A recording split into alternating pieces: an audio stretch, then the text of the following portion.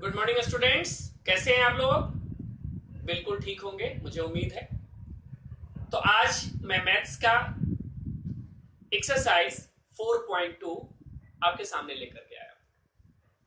4.2 quadratic equation और 4.1 quadratic equation का solution हमने नहीं किया था उसमें सिर्फ हमने क्वाड्रेटिक इक्वेशन के फॉर्म में रिप्रेजेंट करना सीखा था। अब हमें क्वाड्रेटिक इक्वेशन को सॉल्व करने के तरीके सीखते हैं।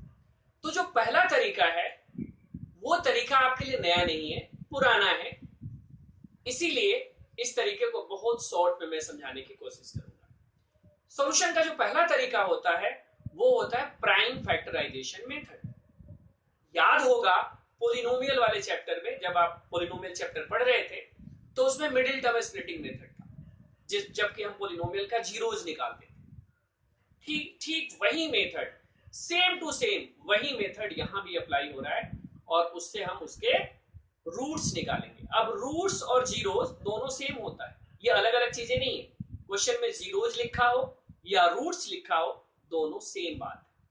तो अब प्राइम फैक्टराइजेशन मेथड से क्वाड्रेटिक इक्वेशन को कैसे सॉल्व किया जाता है, ये एक एग्जांपल से समझाने की कोशिश करता हूं। तो स्टार्ट करते हैं एक्सरसाइज 4.2 क्वेश्चन नंबर 1।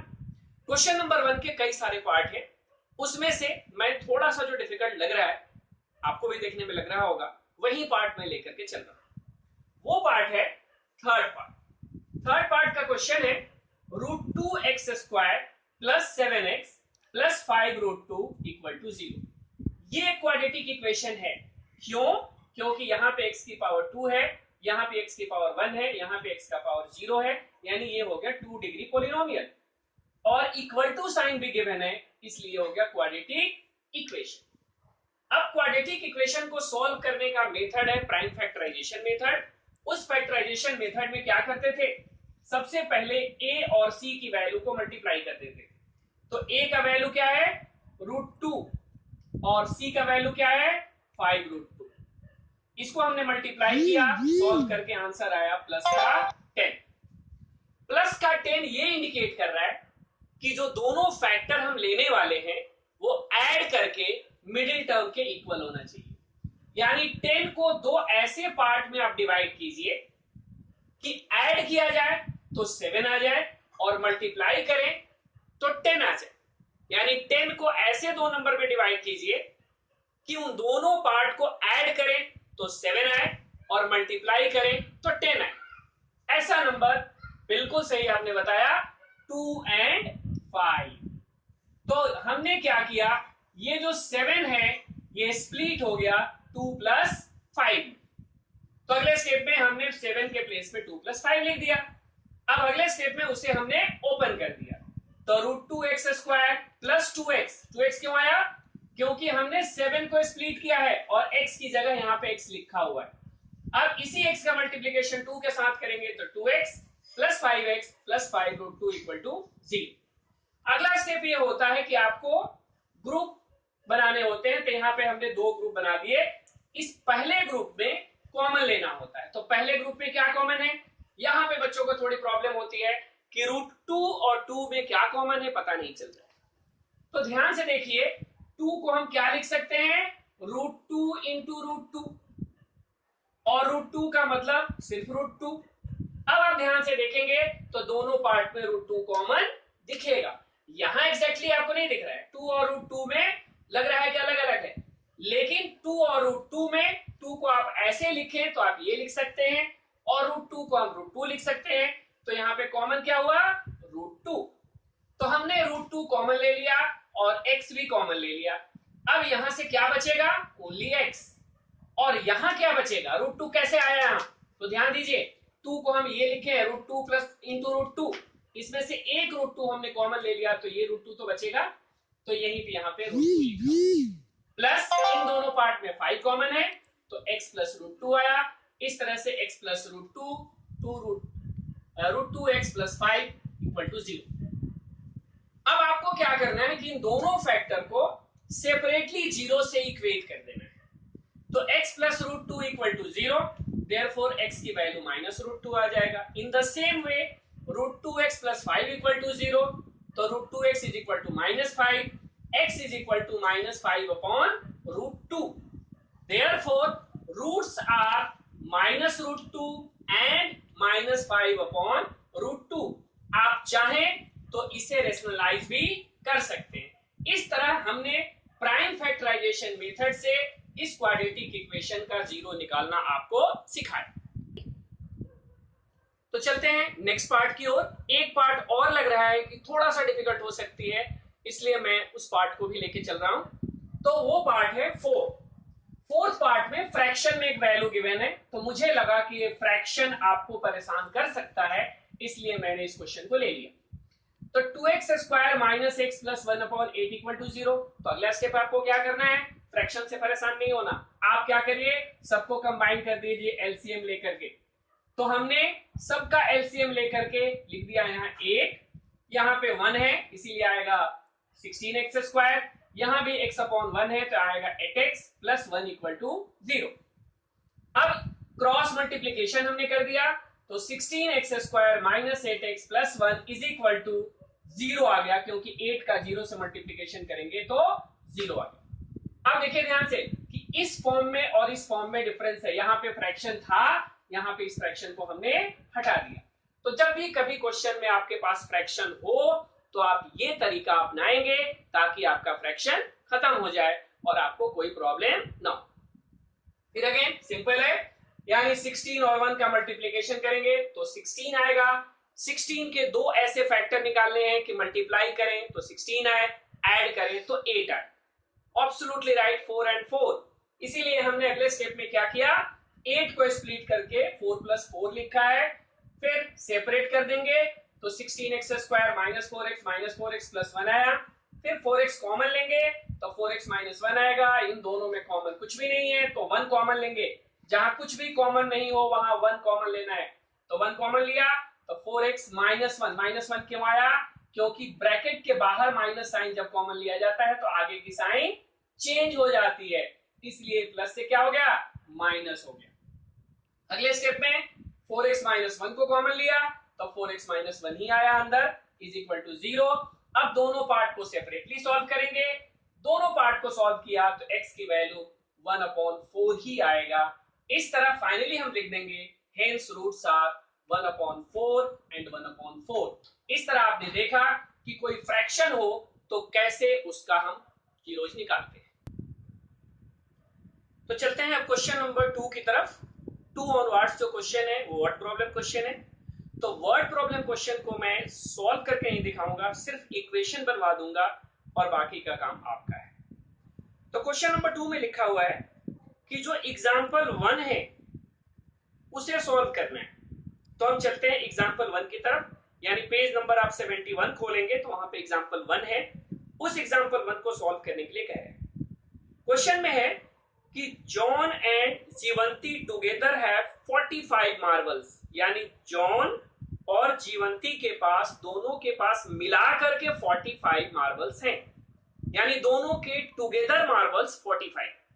तो यदि एक के x मान लिया जाए तो दूसरा का क्या होगा, एब्सोल्युटली राइट, 45 माइनस x होगा। कई बार x माइनस 45 बच्चे बोल देते हैं, वो गलत होता है, क्योंकि दोनों का सम टोटल 45 है। तो एक का x है तो दूसरे का सम में से पहले का माइनस करेंगे तब निकलेगा दूसरा।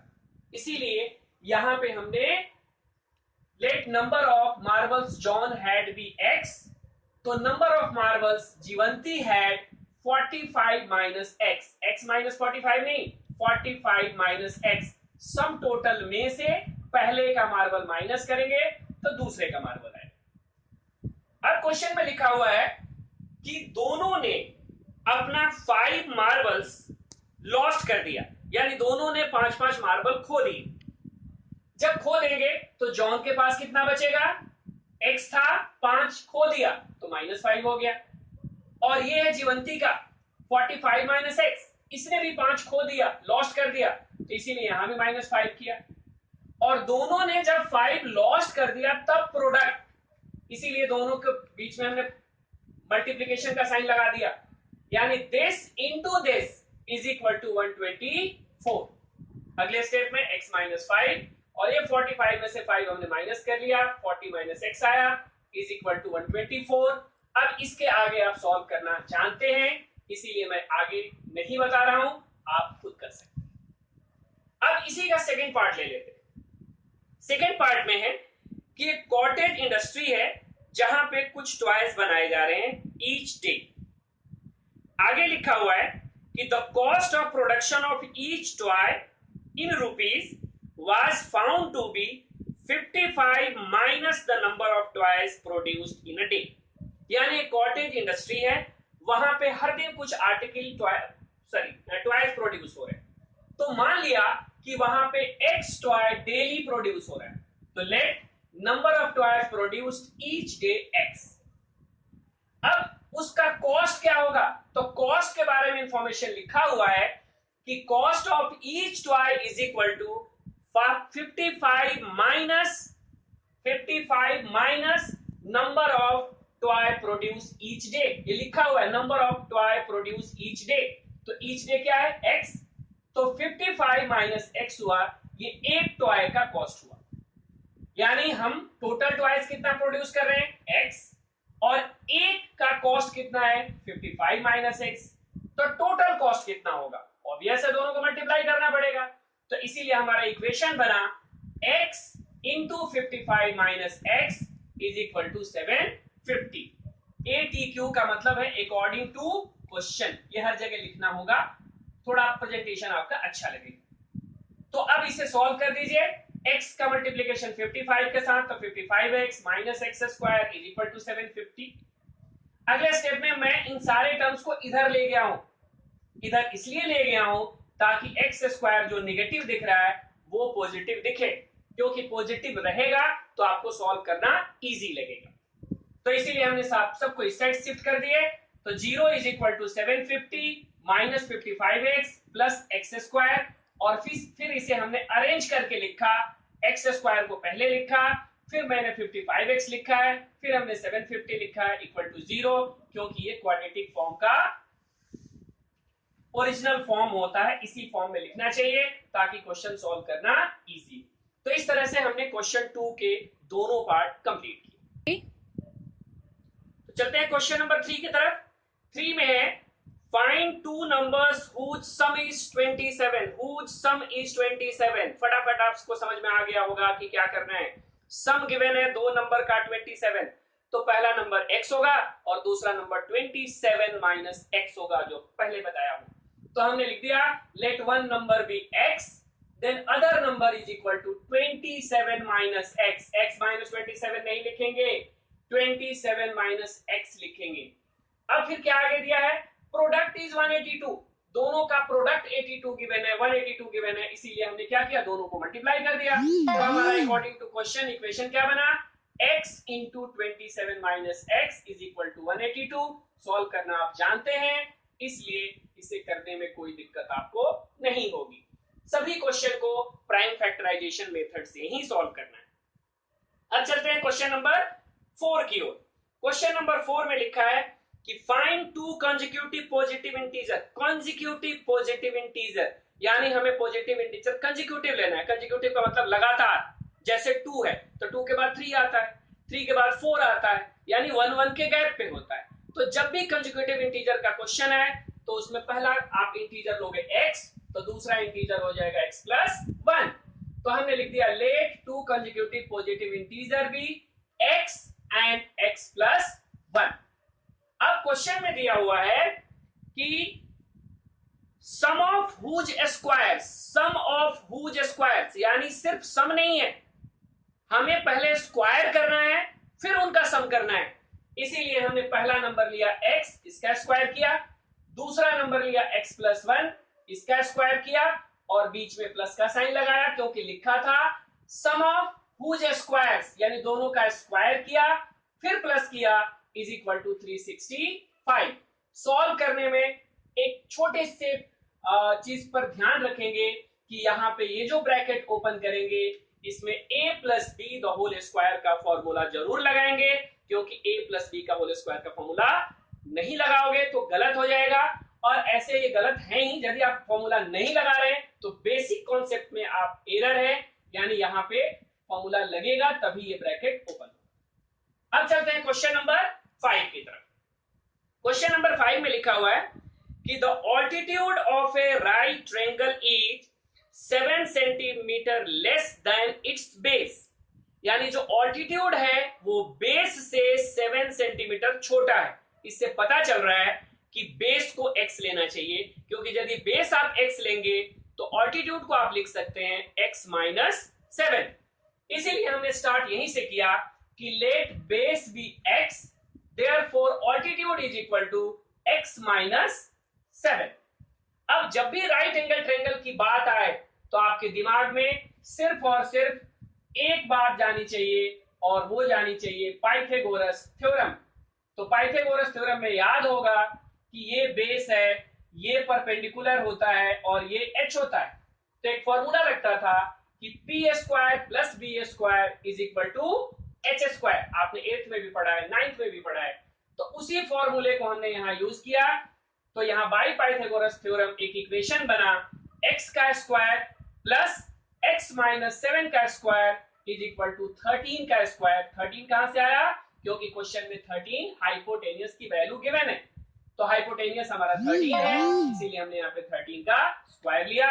अगेन वो चीज ध्यान रखेंगे कि इस ब्रैकेट को ओपन करेंगे तो a minus b the whole square का फॉर्मूला जरूर लगाएंगे। अब चलते हैं क्वेश्चन के आखिरी पार्ट में, एक्सरसाइज के आखिरी क्वेश्चन में। ये क्वेश्चन नंबर 2 का जो सेकंड पार्ट था उसी तरह है कि एक कॉटेज इंडस्ट्री है, वहां पे poultry articles each day produce हो रही है और क्वेश्चन में लिखा है कि cost of production of each article was 3 more than twice। तो हमने स्टार्टिंग में लिया let number of article produce each day be x, यानी उस कॉटेज इंडस्ट्री में x आर्टिकल रोज बन रहे हैं। अब उसका कॉस्ट निकाल रहे हैं कि ईच आर्टिकल का कॉस्ट कितना होगा। तो क्वेश्चन में लिखा हुआ है कि ईच आर्टिकल का cost 3 more than twice। 3 more than twice का मतलब 3 अलग से ऐड करना है और ट्वाइस में 3 ऐड करना है। तो ट्वाइस का मतलब 2x। हमने x को 2 से मल्टीप्लाई किया, ये 2x हो गया और ये हो गया प्लस का 3।